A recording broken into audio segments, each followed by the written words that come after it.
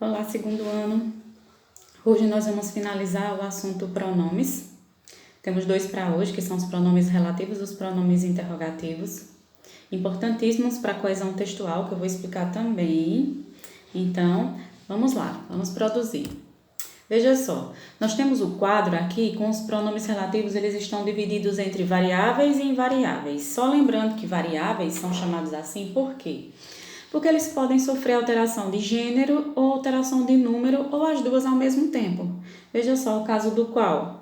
Pode ser no feminino, a qual, pode ser no feminino plural, as quais, ou no masculino plural. Os invariáveis só são usados dessa única forma, eles não podem concordar nem em gênero nem em número.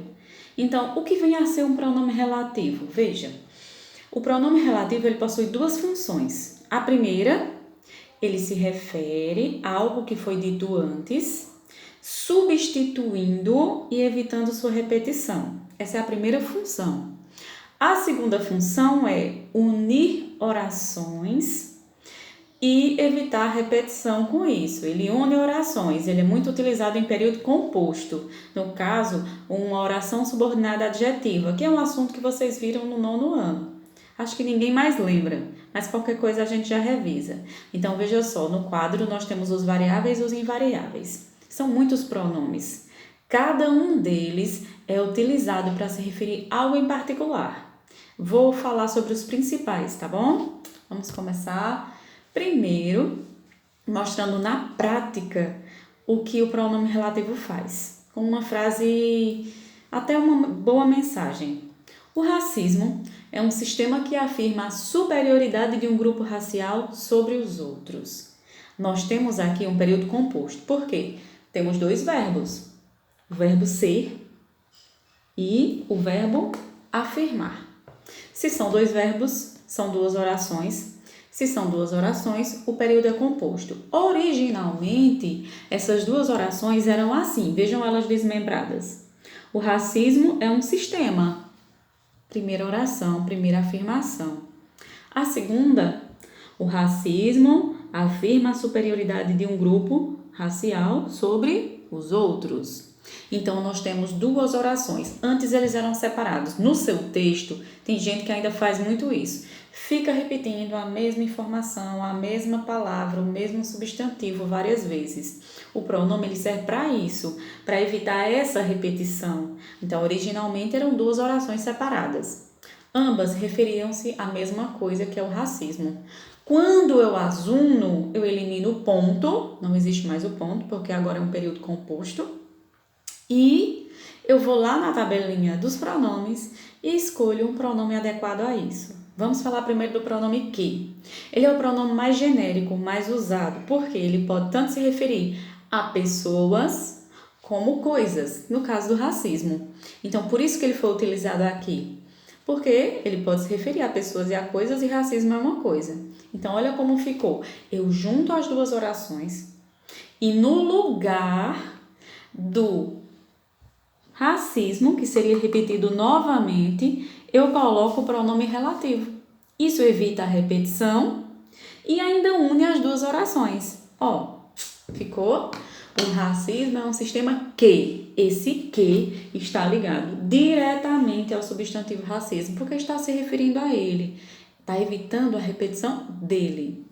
Sistema que afirma a superioridade de um grupo racial sobre os outros. Então, esse exemplo ele mostra já claramente as duas funções do pronome relativo. Substituir, evitando a repetição, e unir duas orações. Muito útil para a coesão textual, que já eu vou falar para vocês. Mais um exemplo, só para ficar claro, né, as duas funções.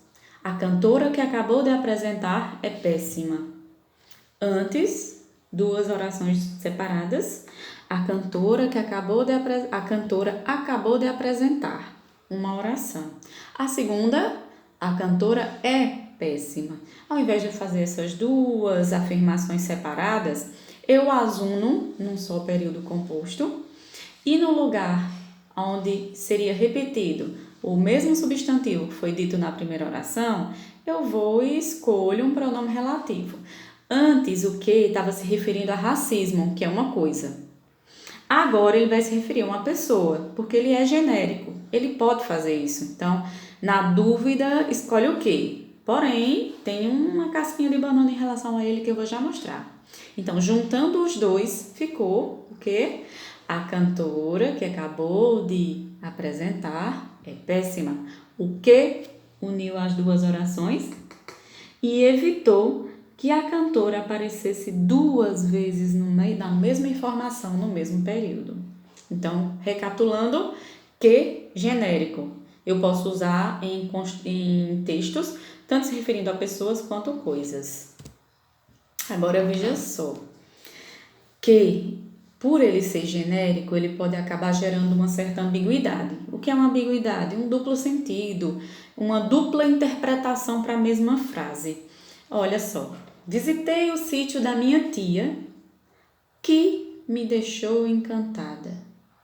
À primeira vista você não percebe, mas um corretor, por exemplo, de um vestibular, um corretor de redação de Enem, ele vai perceber que tem duas informações e você tem que ser objetivo e você tem que ser claro nas suas afirmações. Olha só o duplo sentido aqui, ó. Visitei o sítio da minha tia. Nós temos duas informações. Estou falando do sítio e estou falando da tia. Na oração seguinte, eu digo que me deixou encantada. Porém, o que não esclarece se quem me deixou encantada foi o sítio, por ser muito bonito e tudo mais, agradável, ou a minha tia. Entenderam a ambiguidade? Não dá para saber de quem ele está falando. Por isso eu tenho que ter cuidado. Então, como eu posso desfazer essa ambiguidade? Tem um masculino e tem um feminino, que é a tia. Então, uma forma de você desfazer a ambiguidade é usar o pronome relativo o qual ou a qual, porque ele já tem um gênero definido, o qual masculino, a qual feminino. Então, se eu quiser me referir à tia, que eu uso o pronome relativo no feminino, a qual. Então, eu já deixei bem claro que quem me deixou encantada foi a tia e não o sítio. Se eu colocar no masculino, o qual, eu estou me referindo ao sítio e não à tia. Então, pronome relativo que, num contexto, pode gerar ambiguidade, pode gerar um duplo sentido, por isso que eu preciso ter uma certa atenção. Isso depois, quando eu vou reler meu texto. Tenho que ver direitinho se ele não dá duas informações. Se você percebe essa ambiguidade, já de antemão você já substitui o que por o qual ou a qual. Isso vai depender da informação que eu quero transmitir. Então, muito cuidado. Gera ambiguidade. Pronto. O segundo pronome de hoje é um pronome mais específico. O que é genérico, quem é específico. Ele só se refere a pessoas. Então, se eu for construir uma oração só se referindo a pessoas, eu só uso o quem. Ou qualquer objeto personificado. A mulher a quem entreguei o documento não foi aquela. Então, veja só. Quem refere-se à mulher, que é pessoa. Então, sempre preste atenção no que está sendo substituído. E use o pronome adequado. Quem, só para pessoas. Vamos à próxima. Veja só. O cujo é um pronome relativo de uma linguagem mais formal, mais culta. Quase nunca é utilizado. Mas ele é muito útil se você quer construir um texto mais formal, como é o caso da redação do Enem, ou redação de algum vestibular que você vai fazer. Mas ele tem um porémzinho. Primeiro, seu significado é de posse. Eu só vou utilizar o cujo quando na minha oração estiver indicando que algo pertence a alguém. Aí eu já uso o cujo. Só que ao colocar o cujo na oração, eu preciso ter atenção com algumas coisas. A primeira delas, cujo só pode ser escrito entre dois substantivos, aluna e vós. Se eu não estou colocando ele entre dois substantivos, eu cometo um erro de gramática. Aí eu já vou perder pontos na minha primeira competência da redação. Então, eu quis usar o cujo para sair bonita na história e acabei cometendo um erro de gramática. Muito cuidado. Se vai usar o cujo, só pode ser entre dois nomes, ou seja, dois substantivos. Segunda observação. Cujo ele concorda, porque ele é variável. Aqui até coloquei variações. Ele concorda em gênero, ou seja, masculino ou feminino, e número apenas com o substantivo que vem depois dele. Tá vendo? Então, cuja está no feminino não por causa de aluna, sim por causa de voz. Então, vamos ver nossa frase? Liza é uma aluna cuja voz encanta a todos. Estou com saudade daquelas aulas que alguém levava o violão, Liza tocava e a gente aproveitava. E Carlos Henrique também, que tocava o carrom. Então, vamos lá. Muita atenção. Aqui, pronome relativo está se referindo a alguém. Indica posse porque indica que a voz é de Liza. A voz é da aluna. Está entre dois substantivos. Olha quantas observações só em relação ao cujo. Acho que é por isso que ele está em desuso. Ele era muito arriscado, as pessoas acabam evitando. Então, continuando aqui. Ele só concorda com o substantivo que vem depois. E um detalhe, nunca, em hipótese alguma, eu vou colocar artigo. Nem antes, nem depois. Artigo o, a, os, as. Lembra, não pode ser nunca. A aluna a cuja voz ou cuja a voz. O cujo ele já é variável, ele já está lá com o gênero definido. Então, não há necessidade de colocar a nem o, nem antes, nem depois do cujo. Nunca. É um erro bárbaro e você deve evitar. Então, embaixo nós temos aqui as duas orações desmembradas, sempre para ficar repetindo, para ficar mostrando, para que vocês fixem bem. Olha só, Liza é uma aluna. Primeira afirmação que eu fiz. A segunda, a voz de Liza, olha o de, que está indicando posse, indica que alguma coisa pertence a alguém. Então, a voz de Liza encanta a todos. Percebam, só uso quando indicar posse. Só uso entre dois substantivos. E concordo sempre o cujo com o substantivo que vem depois dele. E nunca, em hipótese alguma, eu vou colocar um artigo nem antes, nem depois. Então, muito cuidado. O cujo é traiçoeiro, mas ele é necessário num contexto mais formal. Um outro pronome relativo muito usado, muito comum, além do que e do quem, é o onde e aonde. Muita gente pergunta qual a diferença entre onde e aonde. Então, vamos ver agora. Aquela é a casa onde Letícia nasceu. Onde é utilizado quando indica lugar. E somente quando indica lugar. Muitos erros acontecem quando estou corrigindo os textos que vão chegando dos alunos. E tem o onde indiscriminado, se referindo a pessoa, se referindo a coisa, onde só serve para se referir a lugar. Única e simplesmente lugar. O que é que eu faço? Aqui, onde, simplesmente foi usado aqui porque refere-se à casa, que é lugar, que foi a casa onde Letícia nasceu. Aí vamos para a nossa primeira diferença. Onde indica lugar fixo, tá estático, tá parado. Aonde indica movimento para algum lugar, ou seja, sempre que no contexto indicar que eu não cheguei lá ainda estou em direção a esse lugar, nós vamos usar o aonde. Olha o segundo caso. Yuri, a cidade aonde você irá nas próximas férias fica no Japão. Ó, quem dera, hein, Yuri? Aí nós temos aqui o aonde, porque Yuri não chegou lá ainda. Ele ainda está em direção a esse lugar. Ó, você irá para a cidade do Japão. Se eu não cheguei, estou ainda me movimentando, eu uso aonde. Onde e aonde indicam lugar. Onde, local fixo. Aonde, movimento para algum lugar. Não cheguei ainda. Agora, falando um pouquinho sobre coesão. Veja, a coesão textual é uma competência cobrada na quarta, na verdade é a quarta competência cobrada na redação do Enem, vale 200 pontos. O que ela cobra? Como a coesão é o fato de você evitar repetições e unir as afirmações, as orações, unir as partes do texto de maneira que ele possa progredir, fluir. O pronome relativo não faz isso? Ele não substitui algo que foi dito antes? Ele não está unindo as orações, fazendo com que o texto flua? Por isso que ele é um mecanismo de coesão. Quando um texto é coeso, quer dizer que é uma leitura que flui, é uma leitura sem repetições, é uma leitura mais fácil de entender. Por isso que os pronomes relativos são mecanismos de coesão. Aí coloquei um exemplozinho bem simples.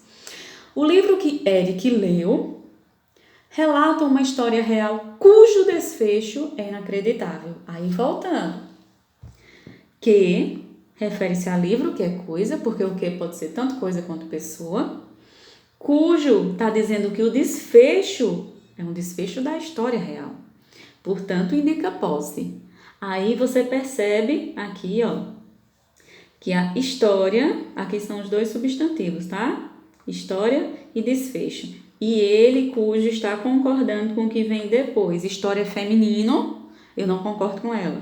Eu vou concordar com o masculino que vem depois, que é desfecho. E eu não uso artigo nem antes, nem artigo depois. Então, os pronomes relativos são um dos melhores mecanismos de coesão. São a melhor maneira de você evitar repetição num texto, de você indicar a ideia, ideia de posse, ideia de lugar, pessoa, coisa, quantidade, que é o caso do quanto. Então, muita atenção. Sempre existe um pronome relativo adequado para cada situação.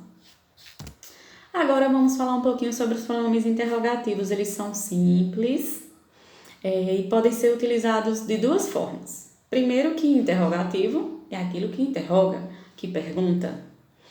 E eu posso fazer dois tipos de perguntas. Eu posso utilizar ele de maneira interrogativa direta e eu posso utilizá-los de maneira interrogativa indireta. O que seria uma interrogativa direta? É quando você faz a pergunta de um modo objetivo, de um modo seco. Como é que eu posso fazer isso? Eu já começo a interrogativa com um pronome interrogativo. Quando eu já inicio com ele, já é uma interrogativa direta, eu já vou fazer a pergunta logo, sem enrolação. Então, quantos alunos assistem a aula hoje? Eu começo com pronome relativo e eu termino com interrogação. Isso é uma interrogativa direta. Agora, quando você percebe que existe uma volta, um rodeio, uma enrolação, uma introdução antes de fazer a pergunta, antes de colocar o pronome interrogativo, isso é uma interrogativa indireta. Se ela é indireta, eu não uso a interrogação no final. Interrogativas indiretas, eu só uso ponto final. Olha o que acontece aqui, a mesma pergunta, só que de uma maneira indireta. Gostaria que me dissesse quantos alunos assistem aula hoje. Ao invés de eu perguntar só quantos assistem a aula, eu já comecei com uma forma mais educada. Gostaria que me dissesse. E isso faz com que a interrogativa seja indireta. Ou seja, o pronome vem no meio e o final é com ponto, não com interrogação. Veja só, nós temos pouquíssimos pronomes interrogativos, certo? Até bonhozinho, já tem mais uns que e o quem, qual e quais, que já são bem simples, e o quanto indicando quantidade. Essa foi nossa aula de hoje sobre pronomes relativos e pronomes interrogativos. A atividade de vocês será a transcrição, ou seja, vocês vão produzir um mapa mental baseado na videoaula de hoje, certo? E esse mapa mental é para ser entregue de hoje a outro, na próxima semana, na quinta-feira, tá certo? Tchauzinho, até a próxima!